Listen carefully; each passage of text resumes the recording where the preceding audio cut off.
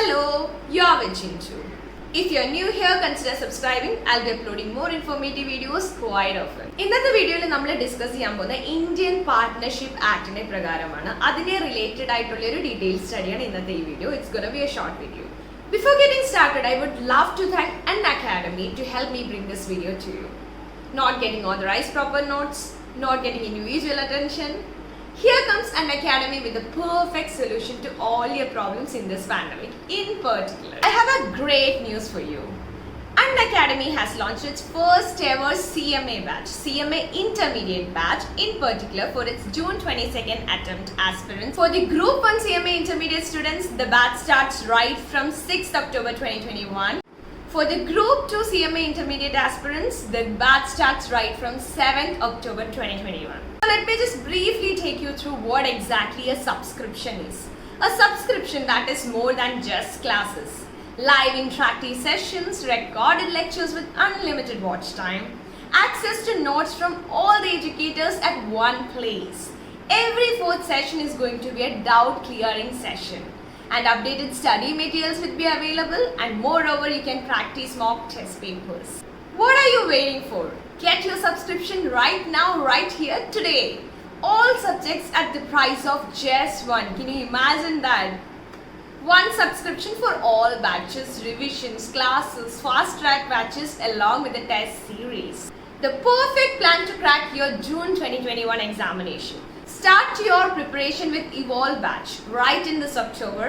Coming towards December, practice your MTBs and RTPs. And in March, there would be a quick revision with top-notch educators. And coming towards June, which is the last month, one-day revision marathons for all the subjects out there. And at the end, you can see congratulations, you move on to the next stage. Of course, you can see that PAR's highlighted words. Now, let me just tell you what exactly a plus subscription is. CMA Intermediate Group 1. Okay, there are 3 levels of plus subscriptions. The very first one is a 2-year plan, which is like 900 rupees per month you need to pay.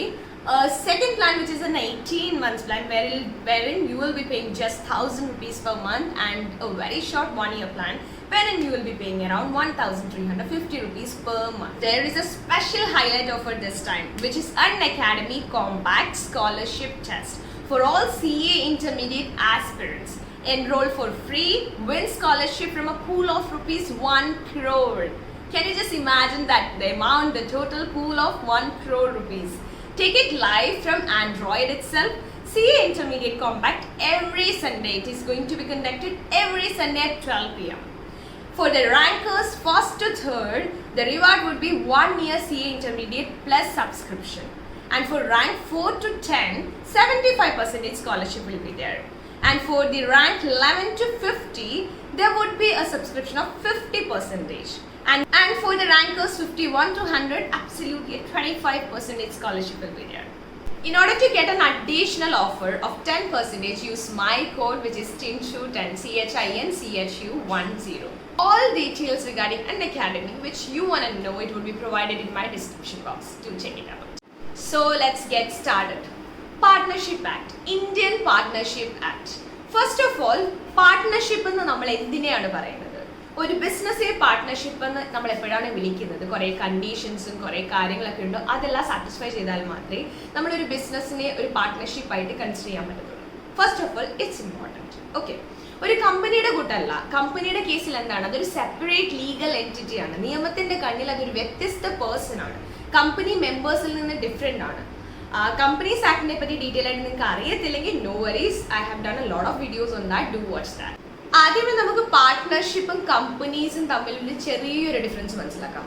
മേജറായിട്ട് വരുന്ന differences എന്ന് വെച്ച് കഴിഞ്ഞാൽ, കമ്പനീസിൻ്റെ കേസിൽ ഒരു separate legal എൻറ്റിറ്റിയാണ്. Company is different from that of members. അതിൻ്റെ മെമ്പേഴ്സിൽ നിന്ന് ഒരു സെപ്പറേറ്റ് ആയിട്ടുള്ള ഒരു ലീഗൽ എൻറ്റിറ്റിയാണ്. അതിന് ആ ഒരു എക്സിസ്റ്റൻസ് ഉണ്ട്. ലീഗലി നിയമത്തിൻ്റെ കണ്ണിൽ കമ്പനി ഒരു സെപ്പറേറ്റ് പേഴ്സൺ ആണ്. പക്ഷേ പാർട്ട്ണർഷിപ്പ് ഫേമിൻ്റെ കേസിൽ അങ്ങനല്ല. പാർട്ട്ണർഷിപ്പ് തന്നെയാണ് firm. There is no separate entity അല്ലെങ്കിൽ ഒരു സെപ്പറേറ്റ് ഐഡൻറ്റിറ്റി പാർട്ട്ണർഷിപ്പ് ഫേമിന് ഇല്ല from that of its partners. മേജറായിട്ടുള്ളൊരു കാര്യം അതാണ്. പിന്നെ ഒരു കാര്യം എന്ന് വെച്ച് കഴിഞ്ഞാൽ, പാർട്ട്ണർഷിപ്പ് ഫേമിൽ ഒരു ഫേം എക്സിസ്റ്റ് ചെയ്യുന്നു, അല്ലെങ്കിൽ ഒരു ബിസിനസ് ചെയ്യുന്നു, 4 പേര് ചേർന്ന് ഒരു ബിസിനസ് ചെയ്യുന്നു. ആ 4 പേര് ചേർന്ന് ആ ബിസിനസ്സിന് നമുക്ക് പാർട്ട്ണർഷിപ്പ് ഫേം എന്ന് വിളിക്കണമെങ്കിൽ അതിനെ പാർട്ട്ണർഷിപ്പായിട്ട് കൺസിഡർ ചെയ്യണമെങ്കിൽ മസ്റ്റ് ആയിട്ട് വേണ്ട കുറേ അധികം കാര്യങ്ങളുണ്ട്. സച്ചസ് അവിടെ എന്ത് വേണം, ആ ഒരു ഇന്റൻഷൻ വേണം, ഇന്റൻഷൻ ടു ഏൺ പ്രോഫിറ്റ്. നമ്മൾ പ്രോഫിറ്റ് ഏൺ ചെയ്യാനുള്ള ഒരു ഉദ്ദേശം വേണം. ആ പ്രോഫിറ്റ്സ് ഷെയർ ചെയ്യണം. ഞാനും വേറെ 5 പേരോട് ചേർന്ന്, ഞങ്ങൾ 6 പേരോട് ചേർന്ന് ഒരു ഫേം ക്രിയേറ്റ് ചെയ്ത് ഒരു ബിസിനസ് സ്റ്റാർട്ട് ചെയ്ത് ബിസിനസ് ചെയ്തുകൊണ്ടിരിക്കുക. പക്ഷെ ഞാൻ അവിടെ എന്ത് ചെയ്യുന്നില്ല, പ്രോഫിറ്റ് ഷെയർ ചെയ്യുന്നില്ല. വരുന്ന കംപ്ലീറ്റ് പ്രോഫിറ്റ് ഞാൻ മാത്രം എടുക്കുവാണെങ്കിൽ അവിടെ ഒരു പാർട്ട്ണർഷിപ്പ് ഫേം ഇല്ല. കാരണം എന്താ, this should be profit shared. അവിടെ പ്രോഫിറ്റ് പാർട്ട്നേഴ്സ് തമ്മിൽ ഷെയർ ചെയ്തിട്ടുണ്ടായിരിക്കണം. അതൊരു ഇമ്പോർട്ടൻ്റ് ആയിട്ടുള്ള ഒരു പോയിന്റ് ആണ്. പക്ഷേ ഏതെങ്കിലും ഒരു ബിസിനസ്സിൽ പ്രോഫിറ്റ് ഷെയർ ചെയ്യുന്നു, 5 പേരോട് ചേർന്ന് ബിസിനസ് ചെയ്ത് 5 പേരുടെ പ്രോഫിറ്റ്സ് ബിസിനസ്സിൽ വരുന്നത് ഷെയർ ചെയ്യുന്നു എന്ന് മാത്രം വെച്ചിട്ട് ആ ബിസിനസ് അല്ലെങ്കിൽ ആ ഫോം ഓഫ് ബിസിനസ് ഒരു പാർട്ട്ണർഷിപ്പ് ആണെന്ന് നമുക്ക് പറയാൻ പറ്റത്തില്ല. കാരണം എന്താ, ഒരു പെർട്ടിക്കുലർ ബിസിനസ് അല്ലെങ്കിൽ ഒരു പെർട്ടിക്കുലർ ഏരിയയിൽ അവിടെ പാർട്ട്ണർഷിപ്പ് എക്സിസ്റ്റ് ചെയ്യുന്നുണ്ടോ ഇല്ലയോ എന്നുള്ള മെയിൻ ഐഡന്റിറ്റി എന്ന് വെച്ച് കഴിഞ്ഞാൽ മ്യൂച്വൽ ഏജൻസിയാണ്.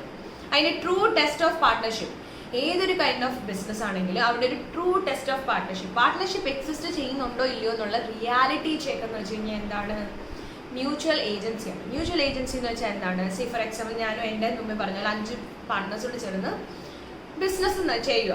പാർട്ട്ണർഷിപ്പ് ഫേം ക്രിയേറ്റ് ചെയ്ത് നമ്മൾ ബിസിനസ് ചെയ്തുകൊണ്ടിരിക്കുക.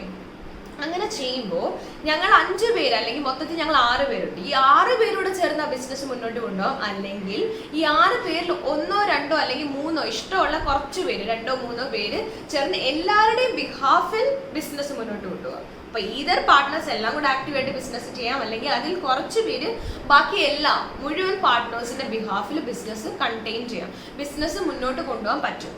അങ്ങനെ ബിസിനസ് മുന്നോട്ട് കൊണ്ടുപോകുമ്പോൾ ഇപ്പം ഈ 6 പേരുള്ള പാർട്ട്ണർഷിപ്പ് ഫേമിൽ ഞാനാണ് മേജറായിട്ട് ബിസിനസ്സിന് ഡിസിഷൻസ് എടുക്കുന്ന എല്ലാം ചെയ്യുന്നതെങ്കിൽ ഞാൻ ചെയ്യുന്ന ഡിസിഷൻസും കാര്യങ്ങളുടെയൊക്കെ റിസൾട്ടായിട്ട് കുറേ അധികം പ്രോഫിറ്റ് വരുന്നെങ്കിൽ ആ പ്രോഫിറ്റ് എനിക്ക് മാത്രമുള്ളതാണ് അല്ല. ആ profit has to be shared among all of us. ഞങ്ങൾ 6 പേരുടെ ഇടയ്ക്ക് പ്രോഫിറ്റ് ഷെയറിംഗ് റേഷ്യോ, അത് എന്താണോ നമ്മുടെ പാർട്ട്ണർഷിപ്പ് ഫേമിന്റെ ആ പ്രോഫിറ്റ് ഷെയറിംഗ് റേഷ്യോന്റെ ബേസിസ് നമ്മൾ എന്ത് ചെയ്യണം, ആ പ്രോഫിറ്റ് വീതിച്ചെടുത്തേ മതിയാവും. അങ്ങനെ വീതിച്ചെടുക്കണം. അതേപോലെ തന്നെ ഇപ്പൊ ഞാൻ പറയുവാണ്, ഞാൻ എന്റെ ഡിസിഷൻ കാരണം കുറെ പ്രോഫിറ്റ് ഉണ്ട്. അതേപോലെ തന്നെ എന്റെ ഡിസിഷനിൽ എന്തോ ഒരു കുഴപ്പം പറ്റി, ആ കുഴപ്പം കാരണം നല്ലൊരു ലോസ് ആയപ്പോൾ ബാക്കി പാർട്ട്നേഴ്സ് പറയുക, നിന്റെ ഡിസിഷൻ തെറ്റിപ്പോയി, നീ അത് കറക്റ്റ് ആയിട്ട് അനലൈസ് ചെയ്തില്ലായിരുന്നു, അതുകൊണ്ട് ആ ലോസ് നീ സഫർ ചെയ്യുക എന്ന് എന്നോട് പറയാൻ പാടില്ല. കാരണം എന്താ, മ്യൂച്വൽ ഏജൻസി എന്ന് വെച്ച് കഴിഞ്ഞാൽ എന്താ, ഞങ്ങൾ 6 പേരുടെ ബിസിനസ് ചെയ്യും, 6 പേരുടെ പാർട്ട്ണർഷിപ്പ് ഫേമിൽ എക്സിസ്റ്റ് ചെയ്യുന്നുണ്ട്, റൈറ്റ്, പാർട്ട്നേഴ്സ് ആണ്, റൈറ്റ്. അപ്പൊ ഇതിൽ ഓരോരുത്തരും മറ്റേ ആൾക്കാരുടെ എല്ലാം ഏജന്റുമാണ്, ഓരോരുത്തരും മറ്റേ ആൾക്കാരുടെ എല്ലാം പ്രിൻസിപ്പളുമാണ്.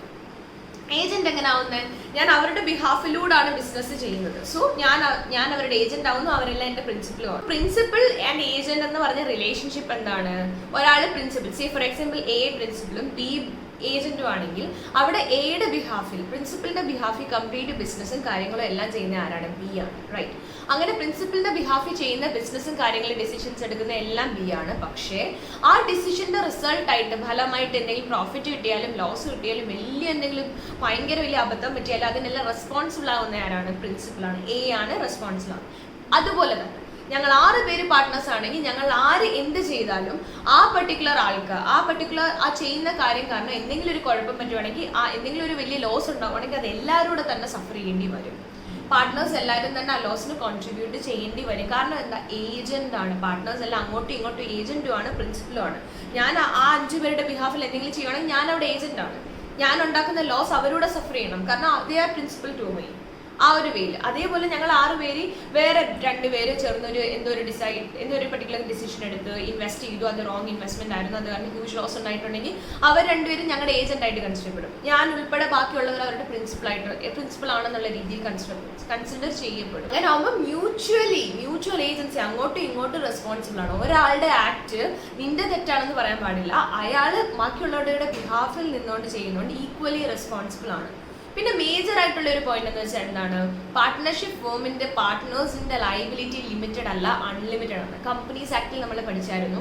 കമ്പനിയുടെ കേസിൽ ലയബിലിറ്റി എപ്പോഴും അല്ല, മേജർലി 3 ടൈപ്പ് ഓഫ് കമ്പനിയാണ്, ലിമിറ്റഡ് ബൈ ഷെയർസും limited by guarantee and unlimited company. അതിനകത്ത് ലിമിറ്റഡ് ബൈ ഷെയർസിന്റെ കേസ് ഷെയർസ് എടുത്തേക്കുന്ന മെമ്പേഴ്സിന്റെ എത്രത്തോളം എമൗണ്ട് അൺപെയ്ഡ് ആണ് ടു ദാറ്റ് എക്സ്റ്റെന്റ് അവരുടെ ലൈബിലിറ്റി വരത്തുള്ളൂ. കമ്പനിക്ക് കോടിക്കണക്കിന് ലോസ് ആയാൽ പോലും അവരാരും മെമ്പേഴ്സ് ആരും പേഴ്സണലി അവരുടെ പ്രോപ്പർട്ടിയിൽ നിന്നോ പേഴ്സണലി കോൺട്രിബ്യൂട്ട് ചെയ്യേണ്ട ആവശ്യമില്ല. അപ്പൊ company limited by guaranteed case to the extent of guaranteed amount, എത്രത്തോളമാണ് ഗ്യാരണ്ടീഡ് എമൗണ്ട് വരുന്നത് ആ ഒരു എക്സ്റ്റെന്റിന് മാത്രമേ അവർക്ക് എന്തുണ്ടാവത്തുള്ളൂ, ലൈബിലിറ്റി വരത്തുള്ളൂ. പിന്നെ അൺലിമിറ്റഡ് കമ്പനി ഉണ്ട്, അതിന്റെ കേസിൽ അൺലിമിറ്റഡ് ലൈബിലിറ്റിയും വരുന്നുണ്ട്. പക്ഷേ പാർട്ട്ണർഷിപ്പ് ഫോമിന്റെ കേസിൽ എന്താണ്, കംപ്ലീറ്റ് ടൈമിലും എങ്ങനെയാണ്, ലൈബിലിറ്റി ഈസ് അൺലിമിറ്റഡ് ആണ്. നമ്മുടെ പാർട്ട്നേഴ്സ് എല്ലാം കൂടെ ചേർന്ന് കടം വാങ്ങിച്ച് അല്ലെങ്കിൽ ബിസിനസ് നടത്തി ഹ്യൂജ് ലോസ് ഉണ്ടായി തേർഡ് പാർട്ടിയുടെ കയ്യിൽ നിന്ന് ക്രെഡിറ്റേഴ്സിന്റെ കയ്യിൽ നിന്ന് ക്യാഷ് വാങ്ങിച്ചിട്ടുണ്ടെങ്കിൽ അത് റീപേ ചെയ്യണം. അത് റീപേ ചെയ്യാൻ വേണ്ടി നമ്മുടെ എല്ലാവരുടെയും പ്രോഫിറ്റും കാര്യങ്ങളും ഇതുവരെയുള്ള സമ്പാദ്യം എല്ലാം കൊടുത്തു കഴിഞ്ഞാൽ റീപേ ചെയ്യാൻ പറ്റുന്നില്ലെങ്കിൽ നമ്മുടെ പേഴ്സണൽ പ്രൈവറ്റ് പ്രോപ്പർട്ടി വിറ്റിട്ടായാലും നമ്മളത് റീപേ ചെയ്യണം. കാരണം എന്താ,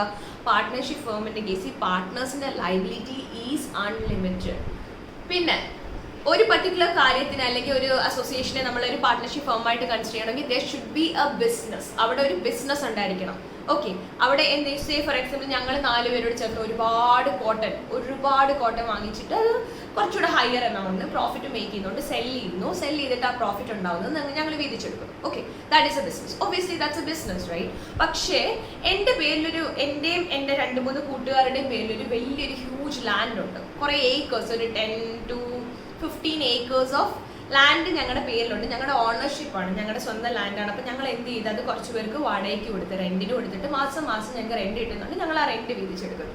പക്ഷെ ഈ ഒരു സിനാരിയോയിൽ എന്തില്ല, ഈ ഒരു പർട്ടിക്കുലർ റെന്റ് വീതിച്ചെടുക്കുന്ന ഈ ലാൻഡിനെ റെന്റിന് കൊടുത്തേക്കുന്ന ഒരു ബിസിനസ് അല്ല. That cannot be considered as A business. അവിടെ ഒരു ബിസിനസ് ഇല്ലല്ലോ. അവിടെ എന്ത് ചെയ്യുന്നുള്ളൂ, ഞങ്ങൾ ഓണേഴ്സ് ആണ്, ആ ലാൻഡിന്റെ ഓണേഴ്സ് ആണ്. അതുകൊണ്ട് തന്നെ അതിൽ നിന്ന് കിട്ടുന്ന റെന്റൽ ഇൻകം ഞങ്ങൾ റിസീവ് ചെയ്യുന്നു എന്ന് മാത്രമേ ഉള്ളൂ. അവിടെ ബിസിനസ് എക്സിസ്റ്റ് ചെയ്യുന്നില്ല. അതുകൊണ്ട് ഈ ഓണർഷിപ്പിനെ നമുക്ക് എന്തായിട്ട് കൺസിഡർ ചെയ്യാൻ പറ്റില്ല, അതൊരു പാർട്ട്ണർഷിപ്പ് ഫേമായിട്ടോ പാർട്ട്ണർഷിപ്പ് ബിസിനസ് ആയിട്ടോ കൺസിഡർ ചെയ്യാൻ പറ്റത്തില്ല.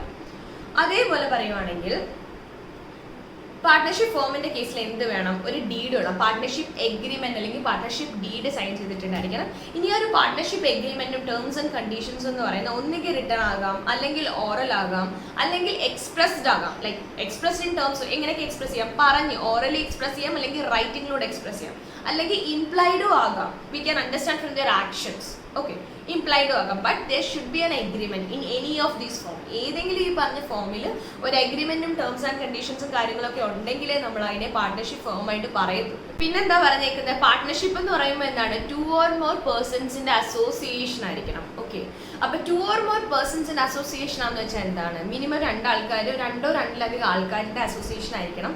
അതേപോലെ തന്നെ ആ പേഴ്സൺസ് ലീഗൽ പേഴ്സൺസ് ആകാം. അതായത് ഒരു കമ്പനിക്ക് ഒരു പാർട്ട്ണർഷിപ്പ് ഫേമിന്റെ ഒരു പാർട്ട്ണർ ആകാൻ പറ്റും. ഒരു കമ്പനിക്ക് ഒരു പാർട്ട്ണർഷിപ്പ് ഫേമിന്റെ പാർട്ട്ണർ ആകാൻ പറ്റും. കാരണം എന്താ, അതൊരു ലീഗൽ പേഴ്സൺ ആണ്. കമ്പനിയുടെ കേസ് നമ്മൾ ഓൾറെഡി പഠിച്ചു, ഒരു സെപ്പറേറ്റ് ലീഗൽ എൻറ്റിറ്റി ഉണ്ട്, ലീഗലൈസ് നിയമത്തിന്റെ കണ്ണിൽ ഒരു സെപ്പറേറ്റ് പേഴ്സൺ ആണ്, distinct from that of it's members. അതുകൊണ്ട് തന്നെ കമ്പനിക്ക് ഒരു ലീഗൽ എക്സ്റ്റേണൽ ഒരു സെപ്പറേറ്റ് എക്സിസ്റ്റൻസ് ഉണ്ടായതുകൊണ്ട് കമ്പനിക്ക് എന്താകാൻ പറ്റും, പാർട്ട്ണർഷിപ്പ് ഫേമിൽ ഒരു മെമ്പർ അല്ല, പാർട്ട്ണർ ആകാൻ പറ്റും. ഓക്കെ, അതേപോലെ തന്നെ പറയുവാണെങ്കിൽ ഒരു മൈനറിന് പാർട്ട്ണർഷിപ്പ് ഫേമിന്റെ ഒരു പാർട്ട്ണർ ആകാൻ പറ്റത്തില്ല. ബിക്കോസ് മൈനറിന് എന്തില്ല, കപ്പാസിറ്റി ടു കോൺട്രാക്ട് ഇല്ല. പക്ഷേ വേണമെങ്കിൽ എല്ലാ പാർട്ട്നേഴ്സോട് അഗ്രി ചെയ്യുവാണെങ്കിൽ, എല്ലാ പാർട്ട്നേഴ്സോട് അംഗീകരിക്കുവാണെങ്കിൽ ഒരു മൈനറിനെ നമുക്ക് വേണമെങ്കിൽ പ്രോഫിറ്റ് ഷെയറിംഗിന് മാത്രമേ ഇൻക്ലൂഡ് ചെയ്യാം. പാർട്ട്ണർഷിപ്പ് ഫേമിന്റെ ബെനിഫിഷ്യറി എന്ന രീതിയിൽ പ്രോഫിറ്റ്സ് ഉണ്ടാകുമ്പോൾ ഷെയർ ചെയ്യുമ്പോൾ ഒരു വീതം കൊടുക്കുന്നതായിട്ട് നമുക്ക് അഗ്രി ചെയ്ത് വെക്കാൻ പറ്റും. പക്ഷേ ലോസസിന് ഒരിക്കലും മൈനറിനെ ഇൻക്ലൂഡ് ചെയ്യാനോ ലോസസിന്റെ സമയത്ത് മൈനറിന്റെ കയ്യിൽ നിന്ന് നമുക്ക് ക്യാഷ് വാങ്ങിക്കാനോ പറ്റത്തില്ല. അപ്പോൾ വിചാരിക്കും നമ്മൾ എന്തിനാ ഒരു മൈനറിനെ വെറുതെ ഒരു പ്രോഫിറ്റിന് വേണ്ടി മാത്രം ഇൻക്ലൂഡ് ചെയ്യുന്നത്, നമുക്ക് എന്തോ ഗുണമോ? അതിപ്പോൾ ഡിപ്പെൻഡ് ചെയ്തിരിക്കും. കുറേ പേര് ഞങ്ങൾ ഫ്രണ്ട്സ് എല്ലാം കൂടെ ചേർന്ന് പാർട്ട്ണർഷിപ്പ് ഫോം ഉണ്ടാക്കുമ്പോൾ എൻ്റെ ഫ്രണ്ടിൻ്റെ ഒരു മോൻ മൈനറാണ്. അപ്പം മോനെ കൂടി ഇങ്ങനെ എല്ലാവരോടും അഗ്രി ചെയ്ത് ഇൻക്ലൂഡ് ചെയ്യുവാണെങ്കിൽ അവരുടെ മക്കൾക്ക് വേണ്ടിയിട്ട് നമുക്ക് എന്ത് ചെയ്യാൻ പറ്റും, പ്രോഫിറ്റ് ഷെയറിങ്ങിലൂടെ ഇൻക്ലൂഡ് ചെയ്യാൻ പറ്റും. ആ ഒരു ഉദ്ദേശം ഒരു എക്സാമ്പിൾ പോലെ പറഞ്ഞു. ഇന്ന് പാർട്ട്ണർഷിപ്പ് ആക്ടിന്റെ വളരെ ഒരു ബ്രീഫ് ആയിട്ടുള്ള ഒരു ഇൻട്രൊഡക്ഷൻ പോലാണ് നമ്മൾ ഇന്നത്തെ ഈ വീഡിയോയിൽ ഒന്ന് അണ്ടർസ്റ്റാൻഡ് ചെയ്തിരിക്കുന്നത്. ഇതിന്റെ separate detailed video for different parts വേണമെങ്കിൽ do comment down. I'll upload more videos. Okay, don't forget to subscribe my channel and also hit that bell icon too, and also to share with everybody out there. So until next time, have a happy life. Bye bye.